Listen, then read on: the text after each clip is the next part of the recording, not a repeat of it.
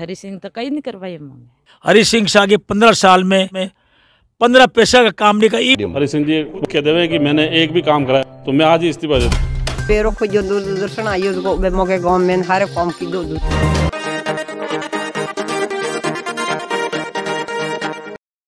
विधानसभा में भीम विधायक रावत ने विपक्ष को दिया करारा जवाब। राजसमंद जिले में मगरा क्षेत्र के देवगढ़ व भीम विधानसभा क्षेत्र में लोगों की समस्याओं को लेकर भीम विधायक सुदर्शन सिंह रावत ने विधानसभा में मुद्दा प्रमुखता से उठाया। साथ ही विपक्षी भाजपा नेताओं को भी विधायक सुदर्शन सिंह रावत ने करारा जवाब दिया। भीम क्षेत्र में हुए विकास कार्यों को लेकर विधायक रावत ने मुख्यमंत्री अशोक गहलोत की तारीफ करते हुए आभार व्यक्त किया। अब देखिए विधानसभा में विधायक रावत क्या कुछ बोले। राजस्थान के यशस्वी मुख्यमंत्री जी का हम धन्यवाद देंगे, जिन्होंने लगातार 5वां शानदार बजट पेश किया और ये कमिटमेंट दोहराया राजस्थान की जनता के प्रति राजस्थान की सरकार जवाबदेह है। माननीय मुख्यमंत्री जी ने तमाम वो घोषणाएं की है जो गांव के आदमी के लिए, गरीब के लिए, दलित के लिए, पिछड़े के लिए, महिलाओं के लिए, नौजवानों के लिए ज़रूरी थी।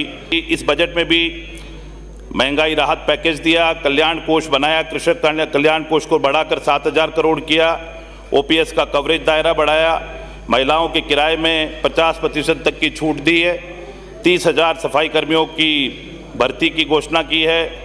मैं माननीय मुख्यमंत्री जी का धन्यवाद इस लक्ष्य से भी देना चाहूँगा कि भीम और देवगढ़ में पिछले 4 साल में बेशुमार मुख्यमंत्री जी ने सौगातें दी है और इस बजट में भी माननीय मुख्यमंत्री जी ने जो नगर पालिका भीम के लिए मांगी थी, जो कई सालों से मांग हमारी लंबित थी, उसको देने का मुख्यमंत्री जी ने कृपा की है। उसके अलावा भीम और देवगढ़ के लोगों को एडीजे कोर्ट के लिए 100 किलोमीटर दूर राजसमंद जाना पड़ता था और एडीजे कोर्ट भी भीम को दिया है, उसके लिए भी माननीय मुख्यमंत्री जी का धन्यवाद दूंगा। और सबसे ज़्यादा तो जो फौजियों की और पूर्व सैनिकों की समस्या थी कि पूर्व सैनिकों को उदयपुर जाना पड़ता था अपने जिला सैनिक कार्यालय के लिए, एक छोटा सा भी कोई शहीद वीरांगना को या पूर्व सैनिक को कोई काम हो तो उदयपुर जाना पड़ता था। माननीय मुख्यमंत्री जी ने एक कदम आगे बढ़ के, क्योंकि उदयपुर संभाग का 50% फौजी भीम और देवगढ़ से आता है और राजसमंद जिले का तकरीबन 70-80% फौजी भीम देवगढ़ से आता है, तो भीम और देवगढ़ के अंदर हमारी जो मांग थी, जिला सैनिक कार्यालय जो हमको भीम देवगढ़ को दिया है, उसके लिए भी माननीय मुख्यमंत्री जी का धन्यवाद देते हैं। हमको सब डिस्ट्रिक्ट हॉस्पिटल भीम में दिया है, बहु उद्देशीय पशु चिकित्सालय देवगढ़ में दिया है, तमाम घोषणाएं रिको भी दिया है देवगढ़ में। भीम और देवगढ़ के लिए सभी चीज़ें जो मुख्यमंत्री जी दी है उसके लिए हम उनका धन्यवाद देते हैं। और राजसमंद जिले को जो मेडिकल कॉलेज माननीय मुख्यमंत्री जी ने दिया है वो तारीफ़ काबिल है। लगातार 3 दिन से बजट पे जो बहस चल रही है उसमें हमारे विपक्ष के सभी ज्ञानवान साथी सिर्फ एक ही चीज़ पर अटके हुए हैं कि ये रेवड़ियाँ हैं, हमारे झुंझुने पर पकड़ा दिए, पर गरीबों को जो काम माननीय मुख्यमंत्री जी ने इसमें कवरेज किया है वो ऐतिहासिक है। जिस पेज के बारे में ज़्यादातर विपक्ष के सदस्य चिंतित रहे, मैं सदन के ध्यान में उस पेज नंबर 3 को लाना चाहूँगा। ये वही पेज नंबर 3 है जिसमें राजस्थान को मैक्सिमम राहत पैकेज दिया है माननीय मुख्यमंत्री जी ने। उसी को देख के आप लोगों की घबराहट निश्चित तौर पे बढ़ रही है। इस पूरे पेज नंबर 3 और पेज नंबर 4 में जो बीपीएल के लोगों के लिए मैक्सिमम कवरेज हुआ है, एनएफएसए के जो हमारे 1 करोड़ लोग हैं उनको राशन किट देने के लिए 3,000 करोड़ रुपया है, गैस सिलेंडर के लिए है 1,500 करोड़ रुपए, फ्री इलेक्ट्रिसिटी के लिए 7,000 करोड़ और वैट रिबेट डीजल के लिए 7,500 करोड़, कुल मिला के 19,000 करोड़ का माननीय मुख्यमंत्री जी ने इसमें ध्यान दिया है। माननीय सभापति महोदय, कई वर्षों तक परंपरा रही है और हम सदन में आए हैं, कई लोकसभा के और विधानसभा में सभी सदनों में हमारे लोग रिप्रेजेंट करते रहे हैं और दोनों सदनों में जनप्रतिनिधि के तौर पे हमारी जिम्मेदारी रहती है कि हम हमारे इलाके की समस्याओं को उठाएं।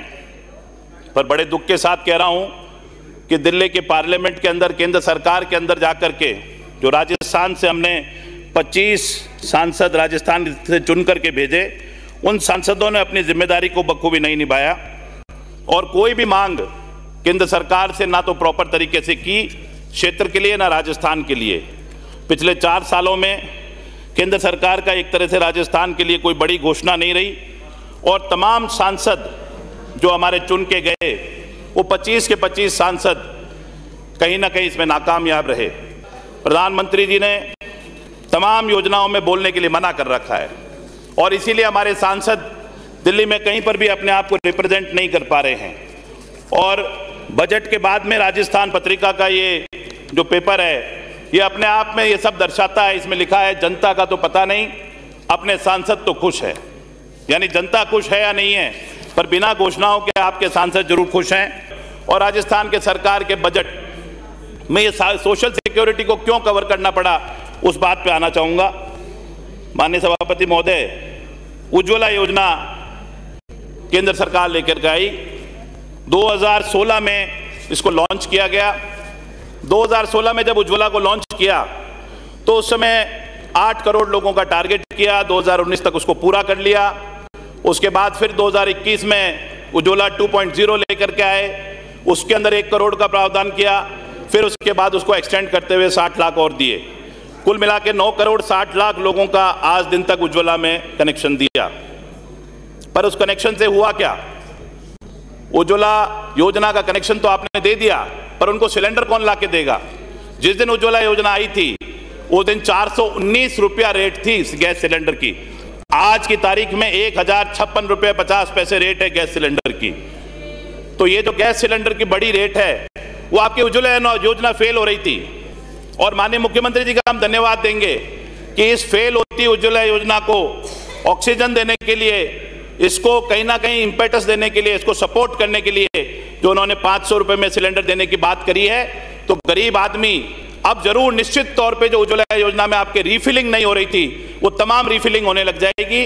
और जो 1056 रुपए में से 500 रुपए मुख्यमंत्री जी देंगे, उसके कारण गरीब को सहायता मिलेगी। 2022 के बजट में आप लोगों ने जरूर 200 रुपए की सब्सिडी देने की घोषणा करी दिल्ली में। उस सब्सिडी का क्या फायदा? पहले सिलेंडर खरीदो, उसके बाद वो सब्सिडी आपके खातों में आएगी। परंतु अब मुख्यमंत्री जी के सपोर्ट के बाद 556 रुपए देगा उपभोक्ता, और 200 रुपए की सब्सिडी मिलने के बाद उसके नेट 356 रुपए लगेंगे।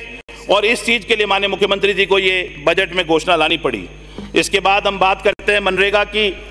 मनरेगा के अंदर दिल्ली की सरकार इसको बंद करना चाहती है। जब से मोदी जी प्रधानमंत्री बने तब से रोजाना कह रहे हैं कि ये गड्ढे खोदने की योजना मैं बंद करूंगा। ये राजस्थान की नहीं, पूरे हिंदुस्तान की सबसे बड़ी जॉब ओरिएंटेड स्कीम है। और इसके अंदर 60,000 करोड़ रुपया इसका बजट कर दिया, 33% के करीब इसको डाउन कर दिया। और इसके कारण, और हर बार आप डाउन करते हो, परंतु बाद में आरी में आपको इसको बढ़ाना पड़ता है, क्योंकि ये डिमांड ड्रिवन है। और आप कितना भी कोशिश करोगे, जो कांग्रेस की सरकार की, पूर्ववर्ती सरकार की लाइव स्कीम है, उसके ऊपर जनता का पूरा फोकस है। और यही एकमात्र रूरल डेवलपमेंट में, गांव में लोगों को सहायता देने का है। आयुष्मान भारत योजना लेके आए, कैप लगा दिया उसके ऊपर, कोई उसका फायदा नहीं ले पा रहा था। और उस आयुष्मान भारत को भी ठीक करने के लिए चिरंजीवी योजना लेके आए माननीय मुख्यमंत्री जी, और 5 लाख के कवरेज को बढ़ा के 10 लाख किया, और 10 लाख को बढ़ा करके 25 लाख रुपए किया। ये भी कवरेज करेक्ट करने का काम माननीय मुख्यमंत्री जी ने किया। आप लोगों की दिल्ली की जो केंद्र सरकार है, वो अडानी और अंबानी को तो प्रमोट करती है, पर इन कर्मचारियों के बारे में कौन सोच रहा था? माननीय मुख्यमंत्री जी ने ओपीएस देकर के इन कर्मचारियों के बारे में सोचा, और अब तमाम लोगों को इस कवरेज में ला करके काम किया। ये काम अशोक गहलोत जी की सरकार ने किया। महंगाई आप बढ़ाओ, कंट्रोल आप कर नहीं पाओ, और उसके कारण आम आदमी पे बोझ पड़े, तो उसको ठीक कौन करे? राजस्थान की अशोक गहलोत सरकार। बिजली फ्री दे करके 1 करोड़ परिवारों को महंगाई से राहत दिलाने का काम अशोक गहलोत की सरकार करे। सांसद मत तो देखने को ही नहीं मिल रहा है। बीच में लैप्स भी हुआ, बंद भी हुआ, और माननीय मुख्यमंत्री जी ने इसी फ्लोर ऑफ द हाउस पे आपके और हमारे सबके कहने पे, अध्यक्ष जी के कहने पे, हमारा विधायक मत सांसद के बराबर 5 करोड़ रुपए किया। ये करने का काम माननीय मुख्यमंत्री जी ने किया। गौ माता के नाम पे वोट आपको लेना है, सरकार बनानी है, सत्ता में आना है, परंतु गौ माता के लंपी में आहत होने के बाद उसको 40,000 रुपए देने की घोषणा अशोक गहलोत जी को करना है, राजस्थान की कांग्रेस सरकार को करना है। खाद्य सुरक्षा योजना केंद्र में कांग्रेस की सरकार लाई थी, यूपीए की सरकार लाई थी, उसको देखना आपको था। 5 किलो गेहूं के साथ ये दूसरा जो राशन का किट देना था, ये केंद्र सरकार को अपने कवरेज में लेना चाहिए था, पर इसको राजस्थान के यशस्वी मुख्यमंत्री जी ने फूड पैकेट देके दाल, तेल, चीनी, नमक और मिर्ची और ये सब व्यवस्था करी। मेडिकल कॉलेज आपको खोलने थे। मैंने इस पत्रिका के में देखा, हमारी सांसद महोदया ने भी बोला कि क्षेत्र को रेलवे, सड़क, मेडिकल कॉलेज जैसी कुछ मांगों को इस बजट में मिलने की उम्मीद है। आपकी उम्मीद को पूरा कौन कर रहा है? राजस्थान के मुख्यमंत्री अशोक गहलोत इसको पूरी कर रहे हैं, और तीनों जगह बची हुई जिलों में मेडिकल कॉलेज राज्य के खर्चे से करने की माननीय मुख्यमंत्री जी ने योजना लाए हैं। आप लाते हो सारे अडानी अंबानी बेस्ड लॉ, जो अडानी और अंबानी को फायदा दे, किसान कानून और तमाम कानून बाद में आपको स्क्रैप भी करने पड़ते हैं। पर माननीय सभापति महोदय, कांग्रेस की सरकार जब दिल्ली में रही तो सारे राइट बेस्ड लॉ लेके आई, चाहे right to information, right to education, NFSA और मनरेगा। केंद्र की सरकार बेरोजगारी कम करने में इस बजट में भी नाकामयाब रही, और उसका नतीजा ये हुआ कि हमारे गरीब आदमी को पेंशन में बढ़ोतरी चाहिए थी, तो 6 सालों के बाद 2019 में पहली बार गहलोत साहब ने इस पेंशन को बढ़ाया, और अब फिर बढ़ा करके इसको 1000 न्यूनतम किया, और कुल मिलाकर के इस पेंशन को एक खैरात नहीं बता करके उनका अधिकार बता दिया कि 15% पेंशन अब हर सालाना आपको बढ़ेगी, हक बना दिया, उनका स्वाभिमान बढ़ा दिया। ये गरीब आदमी के आंसू पहुंचने का काम किया तो अशोक गहलोत की सरकार ने किया। केंद्र सरकार के सभी हमारे प्रधानमंत्री जी का, पूरी केंद्र सरकार का विजन धनाढ़ लोगों की तरफ है, होना चाहिए। बिजनेसमैन को भी हमको सपोर्ट करना है, बिजनेसमैन को लाना है, अच्छी नीतियां होनी चाहिए, देश में व्यापार भी जरूरी है, परंतु जो उस व्यापार को चलाने वाले गिग कर्मचारी हैं, कोई किसी विधानसभा में, मैं गारंटी के साथ कह सकता हूं सभापति महोदय, हिंदुस्तान की, भारत की किसी विधानसभा में, किसी लोकसभा में इस गिग वर्कर के बारे में एक वर्ड नहीं बोला गया। राजस्थान में भी 3-4 लाख हैं। ये वो वर्कर है जो ऐप के माध्यम से नौकरी लगता है, जिसकी कोई अपॉइंटमेंट ऑफिशियल नहीं हो पाती है। उन तमाम लोगों को भी 200 करोड़ का एक कॉर्पस फंड बना करके गिग वर्कर्स को कवर किया है। आटा, दाल, तेल महंगा आप करो और केंद्र सरकार उसको कंट्रोल नहीं करे, और 8 रुपए में गरीब को खाना खिलाए, इंदिरा रसोई के द्वारा अशोक गहलोत की सरकार खिलाए, ये सोचने की बात है। कोरोना का मिसमैनेजमेंट आप करो, फ्लाइटें आपसे नहीं रुके, और वैक्सीन जो हमारे साइंटिस्ट बनाए उसका श्रेय आप लो, परंतु जब कोरोना से एक परिवार के अंदर अनाथ हो जाए कोई बच्चा तो उसको सरकारी नौकरी देने का निर्णय ले तो अशोक गहलोत की सरकार लेवे। JJM के अंदर बात करें, राजस्थान से जल शक्ति मंत्री गए, पूरी उम्मीद थी हमको कि 90% का हमका कवरेज आएगा और स्पेशल स्टेटस मिलेगा, नहीं मिला। परंतु राजस्थान की सरकार ने 10% का जो 45-45-10 था उसको घटा करके 10% को राजस्थान की सरकार ने बियर करने का निर्णय लिया। माननीय मुख्यमंत्री जी ने पब्लिक कंट्रीब्यूशन जो था वो खुद निर्णय लिया। अब ये योजना कैसे केंद्र सरकार की रह जाएगी? 45 और 10 55, तो 55-45 से क्या केंद्र सरकार की योजना में भी ज्यादा इन्वेस्टमेंट अब स्टेट करेगा? ये कहां की उल्टी गंगा बह रही है माननीय सभापति महोदय। तमाम योजनाएं, चाहे ERCP थी आपको करनी थी, गहलोत साहब ने 13,000 करोड़ रुपए दिए। किसानों के काले कानून आप लाओ और अलग से किसान बिल अशोक गहलोत लेकर के आए। ये अंतर है अशोक गहलोत जी की वर्किंग में, एक गांधीवादी मुख्यमंत्री की वर्किंग में और केंद्र सरकार की वर्किंग में। PMJSY आप सभी लोग जानते हैं, 4-6 महीने डिले आई है इस बार PMJSY की सड़कें। क्यों? ताकि राज्य सरकार बदनाम हो और चुनाव पहले सड़कें नहीं बने। परंतु राजस्थान में अशोक गहलोत जी की सरकार ने 5 सड़कें प्रति जिले को इस बजट में दिया और 10 करोड़ रुपए हम लोगों को हर विधानसभा में सड़कों के लिए मिल रहा है। आंगनबाड़ियों के लिए मैंने पता किया था, सब जगह आंगनबाड़ियों के लिए हमारी चिट्ठियां गई 3 बार स्टेट से कि नई आंगनबाड़ी खोलने की अनुमति दी जाए, पर उसका जब केंद्र ने कोई सहयोग नहीं किया तो माननीय मुख्यमंत्री जी ने 8,000 बड़ी आंगनबाड़ियां और 2,000 मिनी आंगनबाड़ियां खोलने का माननीय मुख्यमंत्री जी ने कोशिश करी। माननीय सभापति महोदय, ये बजट ये पूरी तरह से बताता है कि राजस्थान के मुख्यमंत्री एक आम आदमी का बोझ कम करने पर लगे हुए हैं, उसका भार कम करने पर लगे हुए हैं, और हमारे विपक्ष के साथी सिर्फ एक आदमी को भारी करने पर लगे हुए हैं। और वो इतना भारी आप कर दोगे कि वो एक इंजन की सरकार से काम नहीं चला पाएंगे। राजस्थान में कोई योजना देनी है तो भाषण में आता है कि डबल इंजन की सरकार दे, उसके बाद राजस्थान को कुछ ना कुछ देंगे। जो 25 सांसद दिए उसके कारण राजस्थान को कुछ नहीं मिलेगा। डबल इंजन की सरकार दोगे तभी राजस्थान को कुछ ना कुछ मिलेगा। जो ये तमाम रेवड़ियां बांटने की बातें करते हैं, इन सोशल सिक्योरिटी की स्कीम्स को रेवड़ी कहते हैं, जनता देख रही है। मैं मेरे विपक्ष के साथियों को भी कहना चाहूंगा, हम चाहते हैं वापस आप भी जीत करके आओ और हम भी जीत करके आए, सरकार हम बनाए और आप इसी तरह से इस सरकार अगली सरकार को हमको देखो। परंतु आप ये रेवड़ियां बोलना बंद करो। गरीब को जब सहायता मिलती है, 1,000 रुपए की पेंशन अगर गरीब को मिलेगी तो कोई रेवड़ी है क्या? अगर मनरेगा में काम मिलेगा तो कोई रेवड़ी है क्या? अगर गरीब को कोई सहायता मिल रही है, अशोक गहलोत जी ने 500 रुपए में सिलेंडर देने के लिए कह दिया, तो ये रेवड़ी है क्या? इन तमाम चीजों को आप दृष्टिगत करें। माननीय सभापति महोदय, मेरे विधानसभा क्षेत्र में माननीय मुख्यमंत्री जी ने वैसे तो बहुत कुछ दिया है, पर मैं चाहूंगा कि 2-4 चीजें और भी है। देवगढ़ में एक 50 बेड का MCH देने की कृपा करें।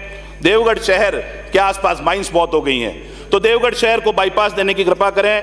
भीम में एक कॉलेज में PG देने की कृपा करें, और 7 पंचायत क्षेत्र जो हमारा ब्यावर के पास है उसमें एक CHC, देवगढ़ में RSCB का ऑफिस, और देवगढ़ में देवनायन छात्रावास और सावित्रीबाई फुले छात्रावास भीम में खोलें। और मैं सारे सदन की तरफ से कहना चाहूँगा कि सभी सदस्यों को 5-5 PHC देने की कृपा करें, और मिसिंग लिंक को 10 करोड़ से बढ़ा के ज़्यादा करने की कृपा करें। आपने बोलने का अवसर दिया, उसके लिए बहुत बहुत धन्यवाद। जय हिंद, जय भारत।